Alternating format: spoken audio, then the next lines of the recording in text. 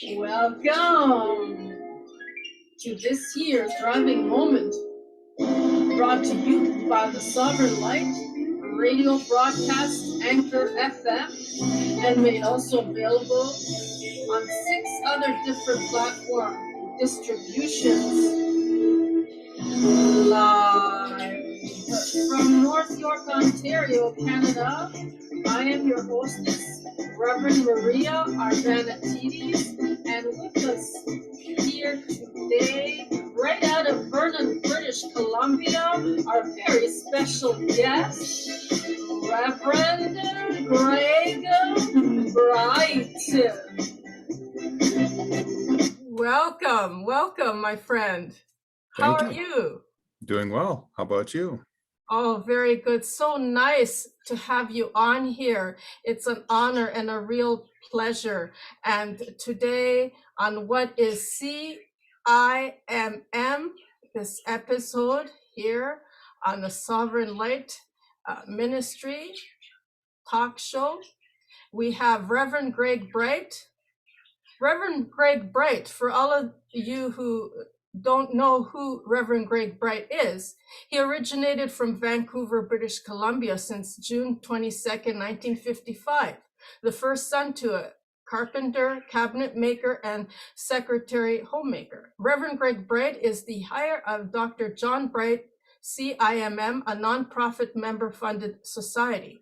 He has studied real estate at the University of British Columbia and has been self-employed since 1975. Reverend Greg's parents had their hands full whilst supporting the home and family. After the birth of his brother and then a sister, Reverend Greg Bright role modeled after his father's tenacity to improving the family standard of living and in an ethical way.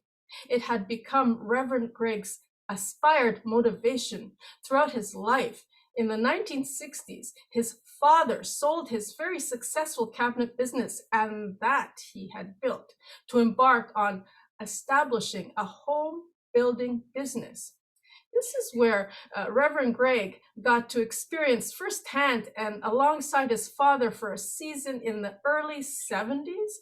From there, he had decided for his career direction to embark on real estate and the construction business. Reverend Greg established his own construction company in 1975, and in 1976, he got married as the general home building contractor, and in support of his growing company, continued on with all financial matters related to real estate contracts, mortgages, and commercial sales, educational studies of commerce, and so on. This is where Reverend Greg had expanded, and to include real estate development as it fit well with the construction business. Well into the 1980s and 90s, he grew his business operational knowledge from financial accounting and taxation to governmental procedures, partnerships, syndications, and land development contracts. At around the late 90s, Reverend Greg Bright's father and mother had retired and moved to the Okanagan Valley to build their own dream home, log cabin on acreage overlooking the valley. Reverend Greg's father studied to the level of initiation and qualified for the RSI ordination, outgrew his stay, and as a qualified minister became good friends with Dr. Paul Leon Masters, CEO and founder of the University of Metaphysics, whilst under his supervision in 2001 to achieve a doctorate level and then graduate in 2002. Reverend Greg Bright, having recognized the need for metaphysics to be accepted as a religion in Canada, his father in 1999, Dr. John Bright, started up his very own society to enable ministers to achieve registered status. The Center for Awakening Spiritual Growth was later changed in 2005 to the Canadian International Metaphysical Ministry. Reverend Greg Bright, like the lifestyle option of Okanagan, had presented and in 2000 decided to move there. He was close to his parents, but not that aware of his father's spiritual journey until his mother passed away. This is when Reverend Greg Bright started to resonate with his father's concepts and philosophies. The spiritual calling was reinforced when Reverend Greg Bright and Mrs. Bright began their studies from the University of Metaphysics program BMSc graduates. They became, whilst his father set out to establish CIMM and have it recognized in BC, Alberta, Ontario, and Quebec. Reverend Greg Bright in 2013 got involved to help him.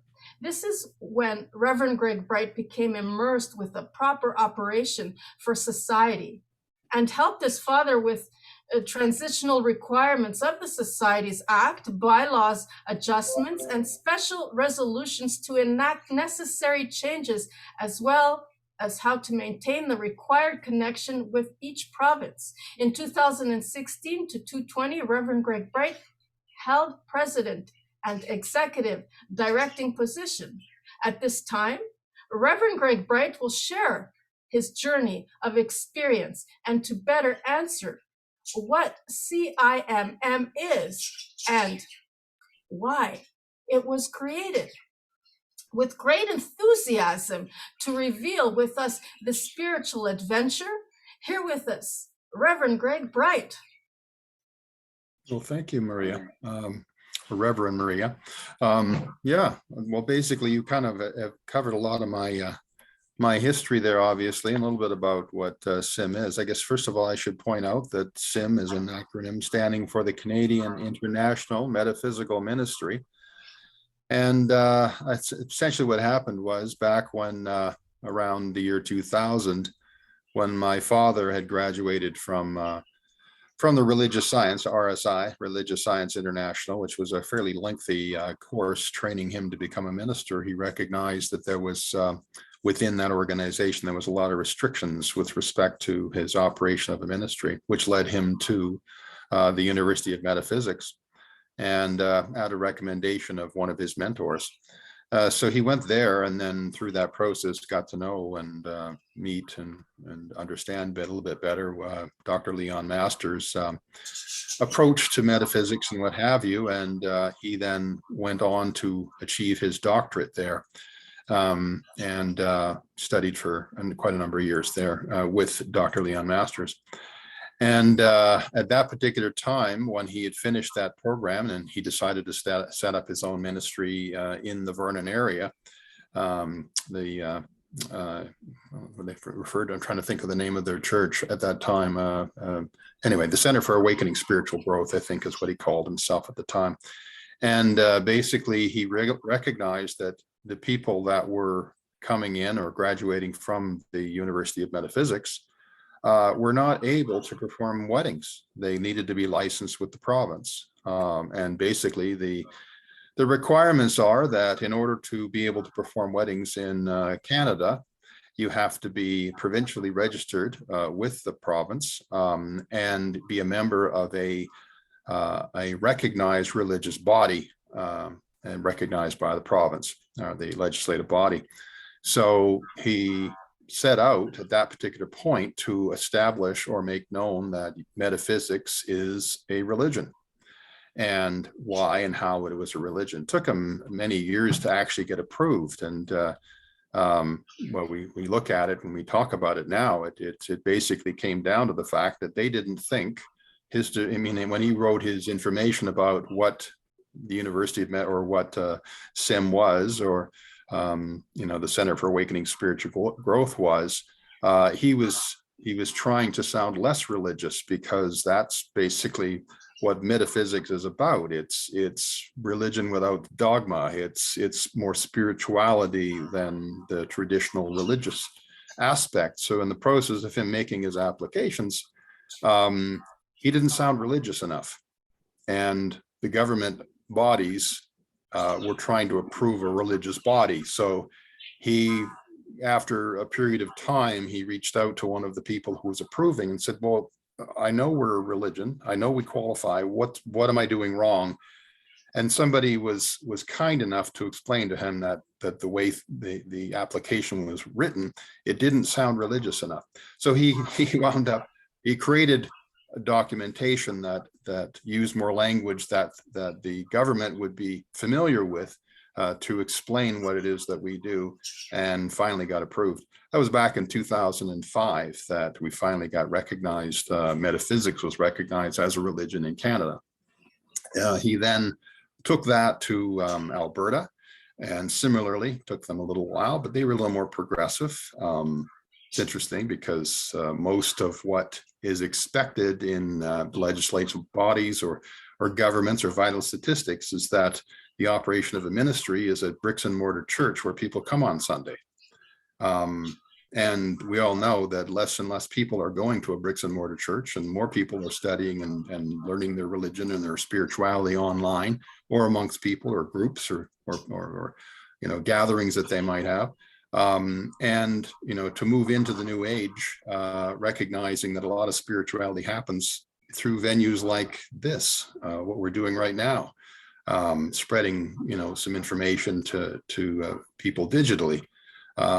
People that have a Facebook following that happens to be on spirituality, for example, or maybe a blog or different websites that they might establish, or groups that they might become a part of that help to spread and understand spirituality better. These are all forms of spirituality, getting to know people better, understanding people, caring for people, loving people, what have you. That's all aspects of spirituality. Well, Dr. Paul Leon Masters calls it a theocentric psychology, is how he puts it.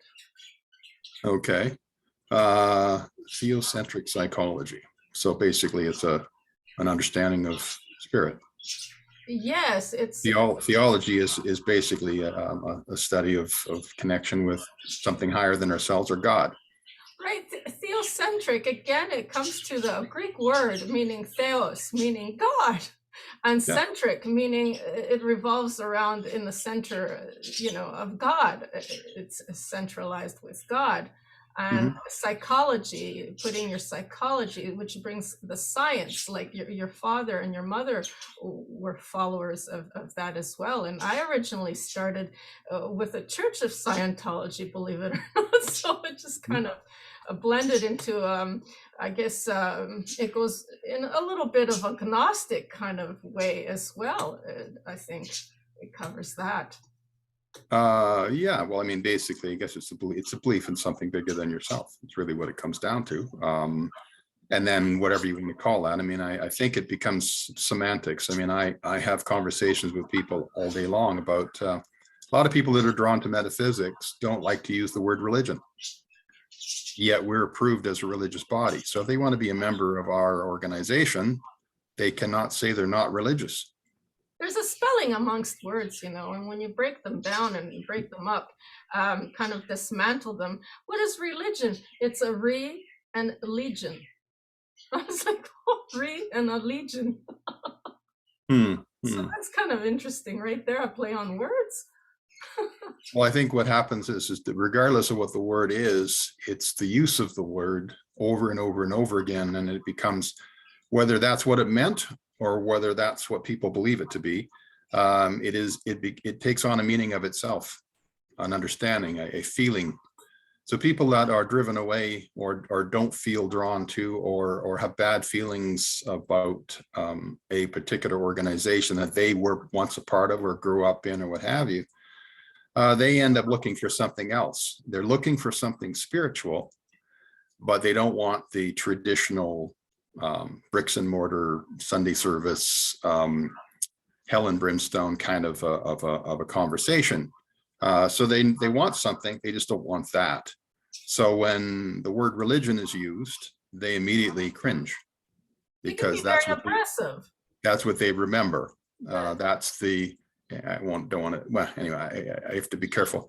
Choose my words a little carefully, but I mean, they obviously felt some anguish over that process, and the use of the word religion is something they don't want to use. Or if they're advertising on their website that they perform weddings, things like this, they're trying to appeal to a group that are like them, who is who wants to have a more than an ordinary wedding, but something that's non-religious. And with our program, I mean, we're a spiritual organization. I mean, and when it comes right down to it, if we want to get into definitions of what spirit is and all that, I mean, at the end of the day, we're all aiming for the same thing, regardless of the religion you happen to be part of. We're trying to search for something higher, something better, something bigger. And then it just becomes a matter of how do we define that. But at the end of the day, we're all connected. We're all part of this melting pot of what is spirit. And we tend to look at it a slightly different way. And I can expand into that. That's a whole other conversation, but Please do. yeah. So anyway, that's, I mean, people, the other thing about CIMM is that we also become a melting pot of all the various types of metaphysical spirituality that exist as well. So, because, you know, metaphysics, again, is a belief in something beyond the physical, is kind of from a spiritual perspective. That could be anything from Buddhism to Hinduism to, you know, to Taoism. I mean, there's all kinds of groups out there that have a belief that's outside of the traditional Christian religions or those organizations that have their belief systems. So it tends to be, you know, I think what somebody asked me, you know, to try to describe metaphysics, and I said, well, the simple explanation, if you think of yourself as being more spiritual than religious, you probably are drawn to metaphysics. Is one explanation. The other is that if you think of the traditional religion, we're outside of that. I mean, we're actually we are part of every religion, but we basically surpass them all because we kind of override, and we're the underpinning of every religion that exists. There is an aspect of metaphysics, a belief in something bigger than yourself, something beyond the physical. So it's a part of every religion. And back at the very early days of religion, when religion was just being established, when it was a belief or a reverence for the seasons or the sun, or you know, they made up what they thought was there has to be something, some God that's overseeing this, that's making the seasons happen, that makes the sunshine, that you know, that makes the animals there to feed us or what have you. All these aspects of things at the beginning of time when people were establishing religion, you know, the Druids or whatever you want to term it. And they established or created their religion based upon something they saw that they didn't understand that was beyond them. And that was their way of making sense of it and explaining it. And then it evolved from there. But at its rudimentary form, it basically was just a belief in something greater than themselves. I think when our kind of version of metaphysics is kind of beyond that, because we're taking it to the level of where, you know, we're not chasing our food, and we're not hunter-gatherers anymore, and our needs are for the most part met. We're now thinking in terms of our caring for each other, you know, kind of taking that the golden rule, I guess, for lack of a better word, and caring for each other, you know, trying to treat others as we would like to be treated, that type of thing. And that, I think, at the root, interestingly enough, every religion has a version of what we would consider the golden rule, worded differently, but it all means kind of the same thing. Treat people better than you'd like to be treated yourself. Well, I guess the golden rule says treat people as you'd like to be treated. I was at a religious conference a few years ago, and their topic was absolute justice. And what that meant in, I guess, in Hindu terms was actually treating people better than you'd like to be treated. And I thought, that's a really nice way of putting it, you know, to not just treat people the way you'd like to be treated, but to treat them better than you'd like to be treated.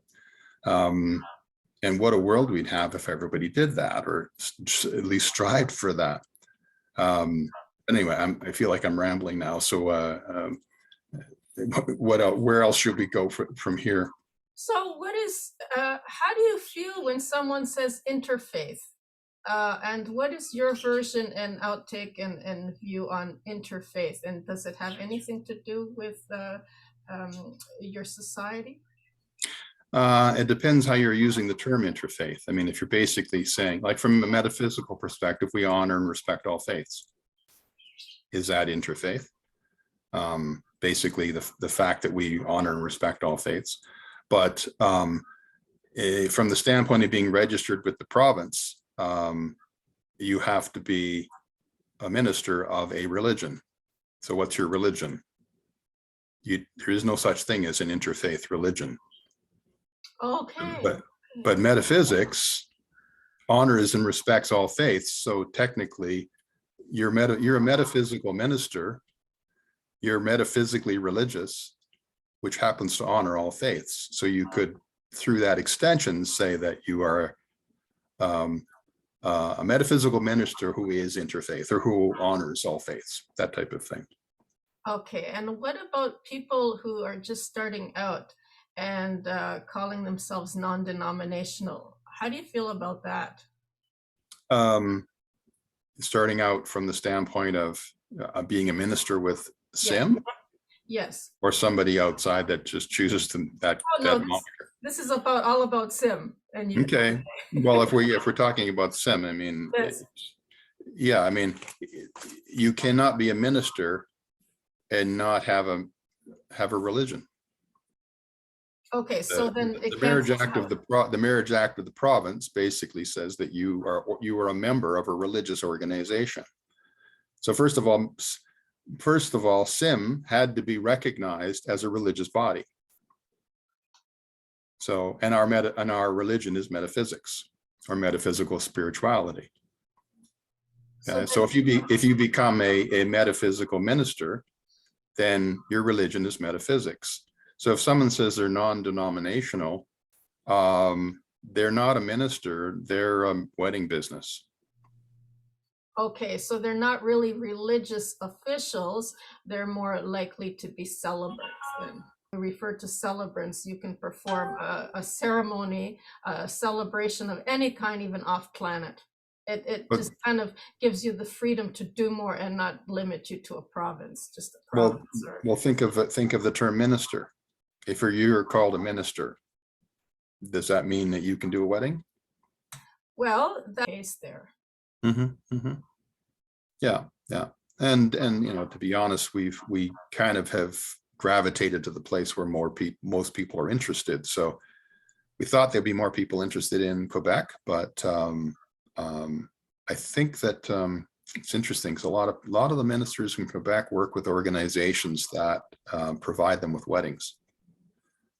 So I'm not sure how many of the people that are, well, I shouldn't comment about how many of them are religious or how many are just doing weddings, but outside of, I can't speak to that, but it's an interesting environment out there as to those that are in ministry for the right reasons and those that are in ministry just because they want to have a wedding business. It's something we really have to look into, because if people are just getting licensed, like you say, just to perform weddings, then they're going to be held accountable, and hopefully, we won't be reprimanded and it won't reflect badly on our organization as CIMM. I'm not worried about us, but we compete with a lot of organizations who don't seem to be following the same rules that we are. Well, this is why we're a different, again, we're with the metaphysical grouping here. This is a religious grouping here that it's acknowledged in the government bodies. And so those are other, like you're saying.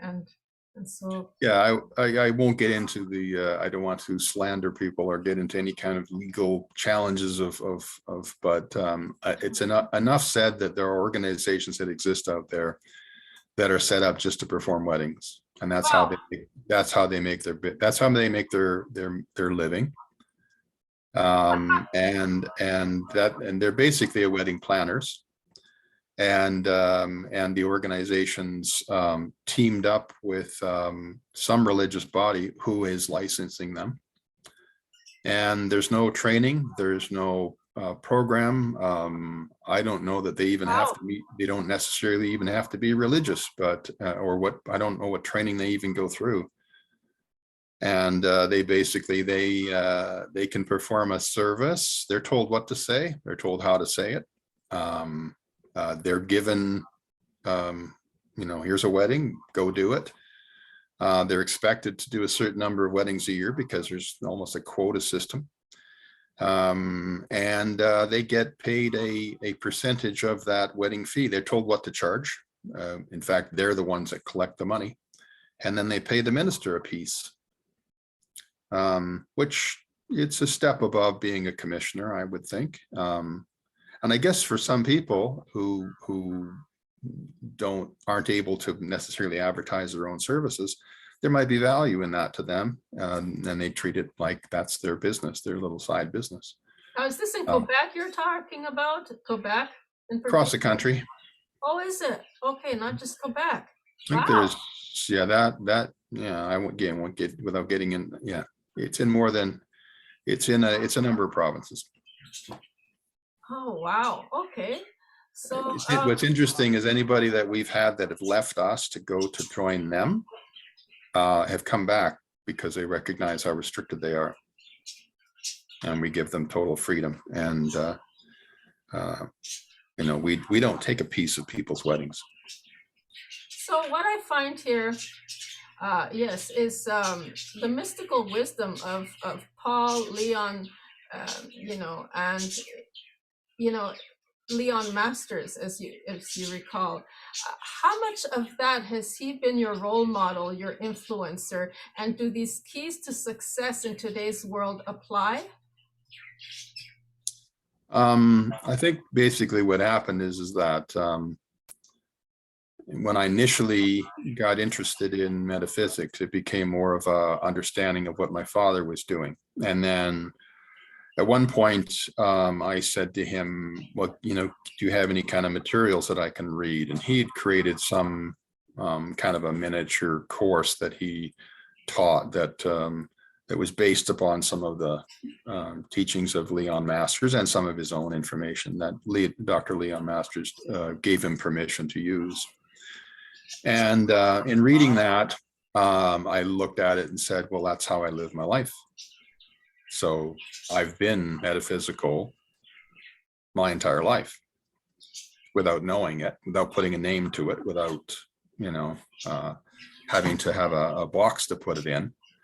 That the basic tenements of what metaphysics is, what it stands for, what it's all about is how I live my life. Now, is the Sedona University, is that here in Canada or is that in the stateside? Well, Sedona is in Arizona. Okay, okay. So that's where this university originally was. Yeah, and they weren't originally. I think he started in California, then he moved to Las Vegas, and then he moved to Arizona, and then they basically settled on Sedona. And Sedona is a very spiritually, a lot of vortexes, a lot of energy, a lot of psychic abilities, connections with the universe are considered to be very strong there. So from a metaphysical perspective, it's actually quite huge that they're based there. So that's not where they sorry, go ahead. That's not where they began. They began in, I think, Southern California. Oh, okay. So yeah. When they say the Sedona method, does that mean anything to do with Paul Leon Masters, Dr. Paul? The Sedona method? Yeah, when they say you're reading this in the International Metaphysical Ministries organizational information? No, I'm not. I just kind of hear, oh, the Sedona method, or we're using, but I never really got investigated further much than just hearing. I think somebody's just used the name, unless that's I've never heard the term. But the Sedona method, I suppose, would be trying to tap into energy portals, or I mean, that type of thing. Like holistic healing, because the electromagnetic field, the EMF, is much stronger there, as you're saying. and people are able to use that for holistic measures in healing and spirituality. Yeah, it has tremendous power, tremendous energy, tremendous connection with spirit or with the universe or with each other. Yeah, there's tremendous power in those areas, and then we could take that into whole other areas as far as what people believe and origins of things, what have you. Have you read Dr. Paul Leon Masters' books? Have you been you studied, and was this something that you were doing in order to get, he's very into Christ, and he's very Christ-minded, and he takes it to the next level, like you were saying, and I really love that. Mm-hmm. Kind of well, I think that what my connection with Leon Masters after reading what my father presented to me made me interested. And then I recognized that there may be something more here. Maybe I should get more involved. And then at that time, I took the training with the University of Metaphysics. So that's where my first introduction to Leon Masters. So my only knowledge of him would be through maybe my father speaking of him, or to the materials that I was reading that obviously his name is attached to and all through. Yeah. So I think that at least the initial exposure to University of Metaphysics and their program, I think what it basically did was it opened one's mind to all the different ways that people worship. I know their spirituality and what metaphysics encompasses. So it basically made me aware that metaphysics isn't just one thing. Metaphysics it's a basket that, as I say, we tend to look at it. If you think outside of the traditional religion, you tend to be more metaphysical. You think more spiritual than religious, you tend to be more metaphysical. That doesn't mean it doesn't mean that we don't think Christ is a person that existed. And there again, there's all other aspects. You could have a whole conversation just about that one topic, and probably wouldn't fit into one of your sessions. But so the aspect is that we don't deny that the existence of Christ, for example. He was a wise person. And when it means to be in his own image, it means to become crystalline, to become a Christed being, to evolve into the awakening state. What Christ was saying has been so corrupted and so, distorted throughout the years that we really have to have some kind of wisdom, experience, and discernment to be able to see exactly what he was saying. Well, if a person was able to get their hands on the actual writings of Christ, you'd realize how metaphysical it is. The Apocrypha. And it doesn't exist in the Bible. Why is that? They burned everything. They just destroyed everything because it was all about enslavement. Now, this is the difference between, becoming awakened and taking your own power back and becoming sovereign within your own light, and becoming enslaved by it.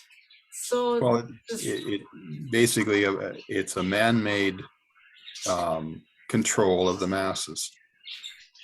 And back when it was very first created, most people couldn't read.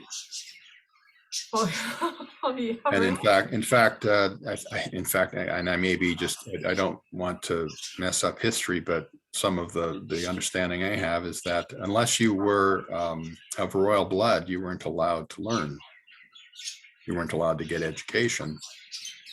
So it was interesting. The whole principle was the more educated people became, the more likely they would be to rise up against the hypocrisy of the people that were governing them. But the more ignorant they could keep them, the more control they had over them. Dr. Paul Leon Masters, again, I keep going to this. He's very angelic in his way in the electromagnetic field of playing. and using his own electromagnetic, senses to everything. And by doing so, using affirmations to clear things and mentally become more aware by clearing all those stories. And he's got some really fascinating quotes, if I may, to read some from some of his novels. Volume 2, Lesson 46, by Dr. Paul Leon Masters on theocentric psychology.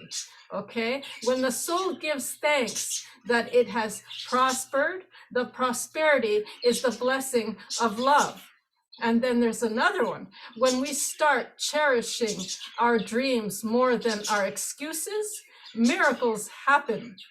And then you can do even affirmations like, I recognize that my spiritual life is the most important factor in my life in achieving fulfillment and contentment by discovering my soul's purpose in this life and living in it. And now some of it, depending, I mean, it could be one sentence or it can go into a whole prayer-like fashion, right? And it's just, I hope that any of these include, like spiritual truth can be the greatest liberator from the unfulfilled life. Many mysteries of life are revealed to the sincere and consistent student of meditation. And this was also volume 5, lesson 62. So he's written a lot of books. And with that, probably you've had his training in meditation. And if you would like, you can also share whatever it is that you practice, any kind of saying, affirmation, bring it on. Would like. Yeah, I don't have any particularly one affirmation. It'll tend to adapt what you want toward the times or what you need, or to fit a need or what have you. So it's something you create or prepare as if you're doing a service or a ceremony or off the cuff as a treatment or what have you. But I mean, I think what I find interesting, I tend to take an approach that is more, I'm trying to do my best to make religion sound less religious.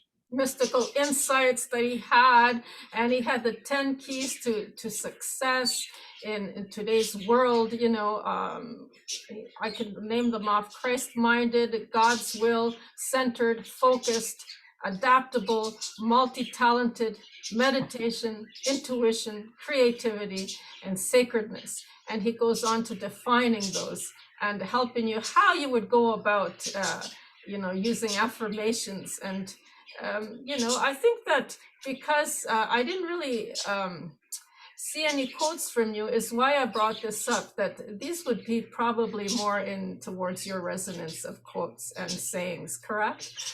Well, I guess what I'm getting at is that my goal is to make religion sound more spiritual. So I think what I find interesting, in the same way that people cringe when they hear the word God or religion in a service because they identify that with something, there's this constant need when someone's talking from a spiritual perspective to make reference to the Bible or make reference to aspects. It's like you're trying to convert people that are already religious into a more spiritual way of looking at things. And I take people that never were religious and make them spiritual. So it's more about an avatar, higher self presence, and whatever we can possibly imagine and think of, we can create. And this is all about our imagination and sharpening our senses and becoming more sensitive and empathic. And I truly believe if you have compassion, that's what makes us human. Yeah, well, I agree with all of that. And then there's the method of how you go about attaining it. So like I think a lot of people don't want to hear about language that sounds like they're in a church. So I'm doing my best to use language that everybody would understand, that And it may be, to a degree, some people might consider mystical to a degree, but there's a connection. There's a thread that connects it all. At the end of the day, we're all connected. At the end of the day, all knowledge is there for our taking. So the aspect of affirmation, and then you can take that to another level. Is it just spoken? Is it written? Is it, do you think about it every day? Do you imagine yourself as having achieved it? I know people that will try to manifest something in their life, and it is possible to manifest something in your life, but it isn't become so much a matter of, well, I imagine myself, becoming a millionaire, and it hasn't happened yet. What's going on? Well, there's steps, and there's clues. And are you paying attention? Are you seeing what's going on? Are you trying to better yourself so that perhaps that leads you to the path to creating that $1 million that you wanted? It's a delicate balance is what it is, because you could possibly create that reality. And if you're not ready to step into it, it will hit you like a 2x4. And it will come on so strong that everybody around you, like inflation, like how we're paying now $2 for like a iceberg lettuce. That's what you will end up creating if you're not ready.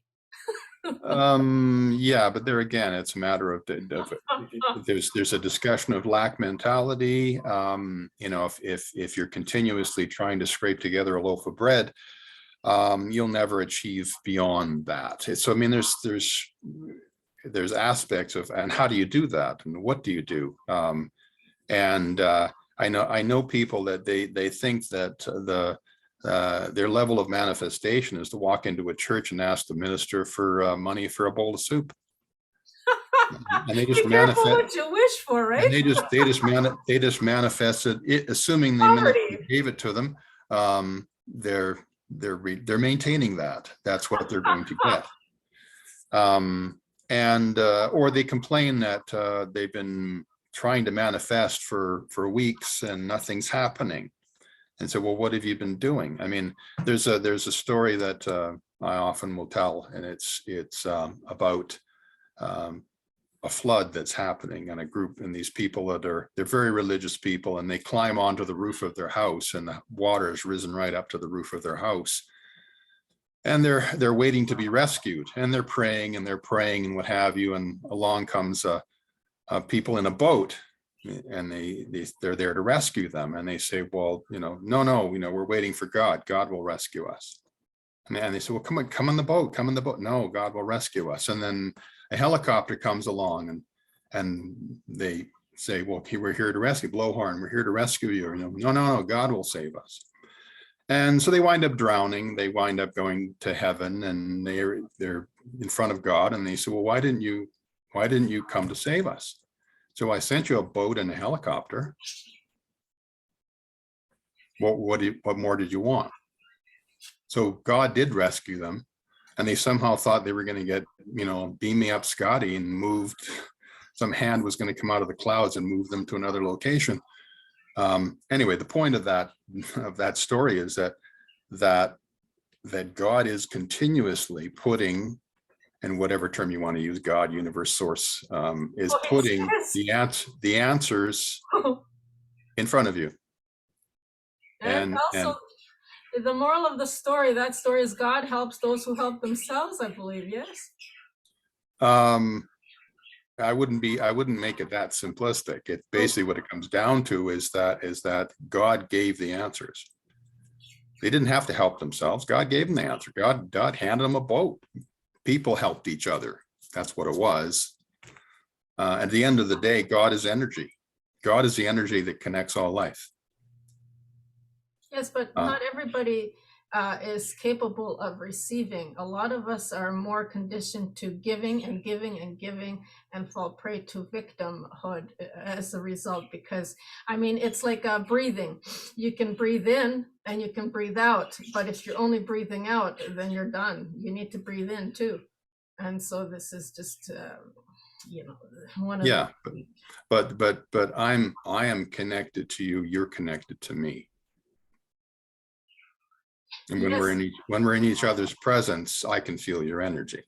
Yes, but if I right away say, "Oh, all of a sudden I meet you, and I'm using you as an emotional soundboard," and there's a language barrier as it is between us, let's say, like in the Tower of Babel, and so you have all this money in the world, and all of a sudden this crisis appears in my life, and I'm like ready to move on and move into your world. And I'm like, kind of, you're running in the other direction because that's not what you want. You don't want a codependent relationship and people like that. You would rather me be in my world and also us connect together as complete beings and interact with one another, engage with one another, but not become, dependent on one another in that kind of way, like addicted, to each other's energy. Mm-hmm. Yeah. Well, I mean, everybody, I mean, people have to be responsible for themselves. I mean, to that extent, God helps those who help themselves, I suppose is appropriate. And this is where it becomes enslavement. Otherwise, if you're aware of what you're doing, and you end up with a whole bunch of slaves otherwise. Yeah, but using that example, that story that I was telling, in that particular case, it was beyond them helping themselves. They didn't have to create a boat. They didn't have to build a raft. They didn't have to learn to fly. The help showed up and they refused it. So that's a little different than helping yourself. But the point at the end of the day is that you have to open your mind to the fact that there's other ways of achieving what it is that you're planning to. I mean, it's like the whole idea of goal setting. I mean, it's like a goal is, just a dream until you put it on paper, right? So if you put it on paper, it becomes tangible. And then it becomes a matter of, okay, now what am I going to do to achieve this goal? If your view of manifestation is that I've got a dream of how my life's going to be, it'll probably stay a dream. If you want to make that dream a reality, put it in writing and put actionable steps behind it. If I do this every day, I will achieve that goal. Sometimes it's a lot easier than that. If you're a taker and you are able and know how to receive, there's a lot of investors out there who are willing to invest in your dream before you can even make it real. So a lot of people get that way because they're able to receive, like you're saying, those people on the boat and God bringing them the boat. But if they don't know how to receive it, then the investors will go away because they're too busy on giving, right? Well, that's part of the point, but I guess using your example, if a person has a dream and investors show up, how did the investors hear about it? Well, that's just it. There's some people who are, just poster boys and girls who belong in a certain kind of brotherhood that get noticed through other means of associations. And they're like, oh, you're a good candidate. Why don't we put you in this situation? And there's the money and do what you can with it. And similar to getting grants. You see, there's a lot of free money. There's a lot of money out there, believe it or not, but it's just the right kind of connections and referrals and contacts and who we know and the relationships we have with each other. I guess what I'm saying is that in order to achieve that, it has to be a written plan. It doesn't magically happen. You have to write down, what is it I'm going to do? Who am I going to talk about? Like, I've got an idea in my head right now, a dream of what I want the world to be like. Well, how am I going to achieve it? Well, how big is that goal? How many people do I have to get involved to make that happen? Do I need money to make this goal happen? How much money do I need to make this happen? Okay. Well, that's more than just a thought in your head. Those are plans that you're saying, here's the steps I need to take. And if one of those steps is attract investors, well, I have to put together a compelling explanation of why it makes sense to work with me in order for you to want to invest. Right. And build it and they will come. That too, right? Absolutely. Well, there again, depends on what you're talking about. If it's something that requires major investment to build, you have to create this impression of what's going to happen when you give me the money. So there's different aspects depending on what we're talking about, it, whether it's investments or whether, I mean, or whether you're building a ministry is another example. I mean, you have a dream of what your ministry is going to look like, what it's going to do, what it's going to entail, and what have you. I mean, this podcast didn't begin by magic. No, build it and they will come. That's what me. I'm doing a lot of work behind the scenes. Yeah, yeah, but that example applies to a situation where you're doing things without the need for money. It's more, but you're having to physically get the word out to people. Oh yeah, be a builder. Nobody's going to see this unless you let somebody know about it. It isn't. They're not going to magically come across this podcast out of the ether. They're going to be probably see something that you wrote and they're going to say, I'm going to go check that out. Oh, it's a lot of marketing. It's not as easy as, just even this. There's a lot of marketing behind this and a lot of advertisement. So it's not as easy as people might think. No. Yeah, no, I understand. That's my point. That's my point is that I think we're saying the same thing, but at the end of the day, it comes down to you have to do something. I mean, a manifestation is gain. It's an idea, it's a dream, unless you actually put action to it. And what I find incredibly, just like that story about the help showing up, there are things that happen all the time that are clues to the direction that you should be going. Subtleties, yes. And that's part of also my metaphysical beliefs is that we came to this planet to serve a purpose. There's a direction we were meant to follow. And part of that is to gain a certain level of knowledge that we contribute to the collective knowledge of the universe, the Akashic record. And this record we can all tap into if we learn how. And we learn how through meditation and other forms like that to be able to reach a higher level of understanding and resonance and vibrational levels and what have you, so that we can tap into that knowledge. It's there. These people in history that were considered geniuses, they came up with these amazing inventions and ideas and thoughts out of apparently thin air. Where did they get that thought? A lot of them, they basically did go into meditation or a trance or what have you, and tap into a higher level of knowledge, the Akashic record. And those ideas exist out there and they incorporate them into today's life. And next thing you know, they're a genius for having come up with this new plan, this new idea that no one else had thought of. Well, the thought was floating out there in the universe. Can you tap into it? What level of understanding do you have to be able to tap into that kind of level of knowledge? So that is the connection. But the point is that you could be working your tail off to achieve something and fail at it. And in the process of failing, think, oh, it's never going to work. And you could self-talk yourself into a spiral or keep banging your head against the wall, trying to achieve that thing. And I'm going to try a different way to make that happen. And at the end of the day, and I think Oprah Winfrey might have even made this comment, that sometimes when something bad happens in your life, it's telling you that's not the path you were meant to go. So sometimes we think, oh, life is terrible and things aren't going right. Well, you might need to shift your focus a little bit, because the stuff you've been trying that's not working, you were never meant to go that direction. You were never meant to have that. You were never meant to be that.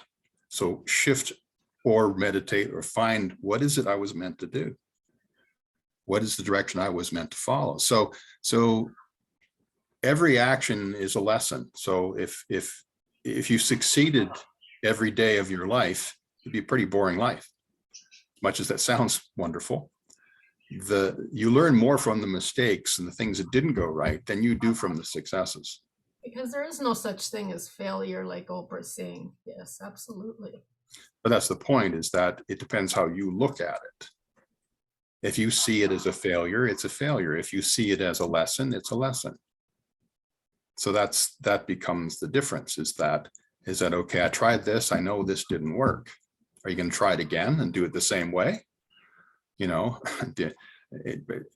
that's a definition of insanity, trying the same thing over and over again, expecting a different result.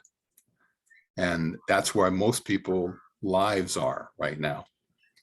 And they're continuing to do the same thing, and they're wondering why things aren't working out. So the Canadian International Metaphysical Ministry is fulfilling the highest expression of the divine presence from within us. And in closing, is there something that you would like to let us know? I mean, I'd love to have you on again, Reverend, if that's possible, because I think we might be running a little bit longer than predicted here. Well, we did kind of, metaphysics can go in a lot of directions. So it's a matter, if you want specifics about CIMM, that might be a half-hour conversation. If you want specifics about metaphysics, well, do you have a lifetime? Would you be interested in coming on again for a second season? I'd love to have you on here. I could. I have no problem with that. Yeah, and maybe we can get more specific with our topic, and then we can limit our time. Absolutely. The today Canadian International Metaphysical Ministry has established a private members only Facebook group since November 2012 and has accumulated over 350-60 going on members. The Canadian International Metaphysical Ministry group page is a forum to support the vision and calling of CIMM members through sharing and networking through our professional organization. And I'm part of this dedication, and it services and heals and inspires the world. And the Canadian International Metaphysical Ministry group is a forum to support this vision. And I don't know, in closing, is there any other site that you might want to engage us with? I know that you have a Canadian International Metaphysical Ministry website as well that I can also post for people who want to have a look at all the various ministers and what you have connected provincially. I guess the answer to that question is it depends who you're sending this to, who gets to see this, because to be quite honest, the Canadian International Metaphysical Ministry is designed for people who have already achieved training in metaphysics. If you have been studying metaphysics with an accredited organization, you might qualify to become a member of CIMM. But we basically, a member of the public can't just, I can get an understanding of what training to steer them toward and guide them toward, making them aware of what the rules are, so that they, maybe if they're going in the wrong direction, I can steer them in the right direction. Where they can actually be approved and fit in properly. Yeah, exactly. And that's an ever-changing, evolving process as we realize what people need, what people are missing. We're trying to, as an organization, provide more of that. But a lot of the ministerial work, we are a ministry of ministers. So our ministry comes from guidance of our ministers. And each of our ministers is responsible for spreading the metaphysical word through their own ministries. So that's what they do. We try to provide them with tools. Their training is what should make them capable of doing what they do. And we try to provide them with tools. Our tools are more, whether you should be a registered organization, whether you need to be licensed, are you doing weddings, what kind of services are you doing, what sort of training do you need beyond what you've already got, et cetera, et cetera. Does it make sense for you to be incorporated? Should you become a society? How do nonprofits work? Things like this that we can help guide people, because each one of those are components to running a successful ministry. That's our job there. Will you come on again to tell us and teach us about your module on what is a nonprofit organization? I would love to hear more about that. I could, but you could just Google it. Also, what are your modules that you could be involved as members? There's obviously, we can't register them with their local bodies. That would be something they'd have to look into, but they definitely could be a member of the organization. Yes, and you do accept donations, don't you, Reverend Greg? Only from members. Oh, really? Oh, I didn't know that. Okay. We're not a registered charity. Oh, wow. Okay. We're limited in what we can take. We're a member-funded organization. We're a society. We're a member-funded society. Yeah, and I'm going to need some more of this nonprofit organization information that you can enlighten us with if you'd like to come on again. Well, I can have a conversation with you about it. Seriously, absolutely. Yeah. So I guess if I was to close, the bottom line is that if a person is searching for something bigger and beyond themselves, something beyond the physical, which is what metaphysics stands for, something beyond the physical, something higher, something that brings meaning to life, metaphysics is probably the direction that you're already in. And we can help to fine tune and hone that to a degree through the different trainings that we have. And in the future, maybe there'll be more available. And there would be more than just a conduit for ministers who already have training. But if that's what interests somebody, I can point them in the right direction toward courses that already exist.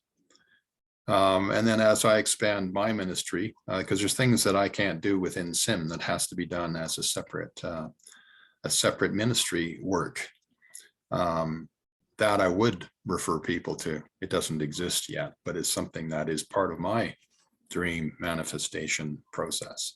Would that be more like a limited liability company? No. Okay. I'm not looking in terms of investors for a corporation or something like that. This would be more ministry work. This would be more expanding the knowledge of what metaphysics is. Okay. Around the planet, but doing it in a way that sounds less religious. And I use that term loosely because most people think that means something. Okay. And just in closing here, metaphysical spirituality. Spirituality. What does spirituality mean to you, Reverend? Spirituality? Mm-hmm. Well, spirituality basically is a connection to a higher source and something beyond yourself. Recognizing that that we're part of something bigger. Yeah, don't know how much more specific I can get without getting into some of the more specifics of how we're connected as people, the energy that connects us all. So yeah, so basically spiritual, I mean, from a spiritual perspective, we are energy put on earth to exist, to feel what it's like to be alive. I heard an explanation that I thought was quite profound, and the description was, imagine your energy in the universe. That is what heaven is. You are energy, and you are part of. You're not individual. You're part of all the energy, and you know everything there is to do. Imagine you had access to a library that every book, every piece of knowledge known to not only man, not only to Earth, but to the universe is at your fingertips. And you can read any book you want, anytime you want. You have access to all of this knowledge. And you read about the smell of a rose, or you read about, what it feels like to give birth, or you read about what a sunset looks like, but you've never experienced it. And we came here to experience it. And that knowledge is our contribution back to that record. Does that make sense? And that is what spirituality means to you. I guess so, yeah. Yeah, I would really love to expand on this next time around. Honestly, there's too much. I was reluctant to give you the elevator speech. Have you Yeah, heard that? right. Have you heard that term? Yes, you got a minute. Let's go. That's, yeah. So this is more than a minute. I'm not trying to sell you. Oh, that's not what this. Either it. And I mean, when I say it, sell you, about. I'm not trying to sell anybody. I mean, it's either this resonates with you or it doesn't. And I'm not looking to convert people. There's plenty of people that are already converted that don't have a home. You know, we've been getting by as a labor of love, you know, and in the early days, basically it was somebody working for nothing, trying to make this happen. If you build it, it will come, I guess, was literally what it was. Good. Exactly. Yeah. So from as far as a closing statement, and what I want people to learn is that, hey, if you're feeling like traditional religions let you down, but you feel like there's something bigger and better that you want to know more about, maybe more of an agnostic approach or what have you, or I mean, there's some people that are into pantheism, that is, you know, again, as a belief in something higher and bigger than themselves, you know, or that everything is God. Every molecule is God. You know, God is good, devil's evil, you know. There's some literalness to the stuff. And yeah, live a good life. Thank you so very much, Reverend Greg. And Thank you so very much. Thank you. You're welcome.